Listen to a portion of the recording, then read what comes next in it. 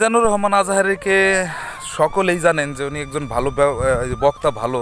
কিন্তু আমার মন থেকে আমি বুঝতে পারতেছি উনি একজন ভালো বক্তা নয়, উনি ইসলামের সম্পর্কে উনি ভালো অবগত নয়। এই কথাটা বলার হয়তো আপনারা যারা যারা ভিডিওটা দেখতেছেন তারা তারা হয়তো মনে করবেন যে এ আবার কি বলতেছে, যে যার ওয়াজের ভিতরে লক্ষ লক্ষ 15 থেকে 16 লক্ষ 20 লক্ষ মানুষ হয় তাকে আবার বলতেছে যে উনি মানে অবগত নয় ইসলাম সম্পর্কে। হ্যাঁ, আমি অবগত নয় মনে করতেছি, যতটুকু জানি ততটুকু।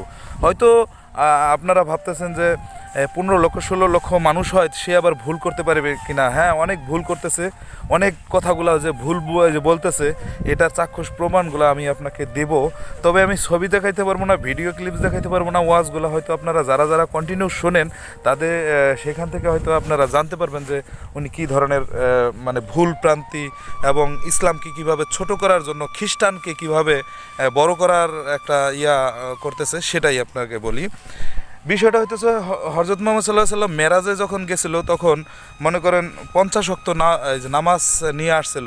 মুসা আলাইহিস সালাম বলল যে না, এইটা মানে আমাদের মতো ইয়ারা যে পড়তে পারবে না। সেখান থেকে 9 বার যাতায়াতের পরে সেটা মুসা আলাইহিস সালাম যখন আদেশ দেয় তখন 9 বার যাতায়াতের পরে 5 ওয়াক্ত নামাজ নিয়ে আসে। 5 ওয়াক্ত নামাজটা কি আসলে মুসা আলাইহিস সালামের মানে আদেশে বা এরকম কিছুতে 5 ওয়াক্ত নামাজ নিয়ে আসে? একদম ভুল প্রান্তি। এটা একটা খ্রিস্টানকে, এটা একটা মানে আমাদের ইসলামকে, হযরত মুহাম্মদ সাল্লাল্লাহু আলাইহি সাল্লামকে ছোট করার জন্য এই ধরনের ভুল প্রান্তি এই গল্পটা যে ছড়িয়েছে।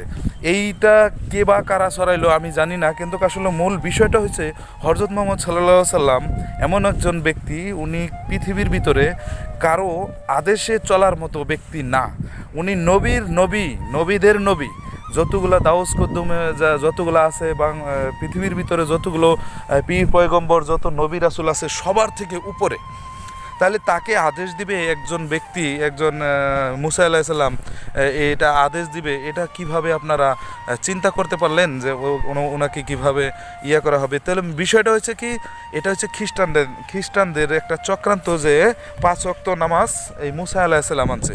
কখনোই না। আপনারা জানেন খ্রিস্টানদের কত রকমের পরিকল্পনা আছে। এই যে ধরেন আরবিতে কত ক্যালিওগ্রাফি যে লেখা আছে, বিভিন্ন ধরনের বড় বড় অক্ষরে বড় বড় আপনার এই যে ভিতরে লেখা আছে, ঘরের ভিতরে আপনারা টানায় রাখেন। আসলে কি পড়ে দেখছেন এগুলোর ভিতরে কি লেখা? ভাই, আরবিতে লেখা যদি শয়তানও লেখা থাকে, সেটা যদি আপনার ঘরের ভিতরে টানানো থাকে, সেটা কি আপনার ঠিক হবে? আরবিতে লেখা আপনার একটা খারাপ কোনো ভাষা যদি লেখা থাকে আপনার ঘরের ভিতরে, আপনি কি সেটা ঘরের ভিতরে রাখা কি ঠিক হবে? এখন ওইটা কি কেউ পড়ে দেখছে যে ওইটার ভিতরে কি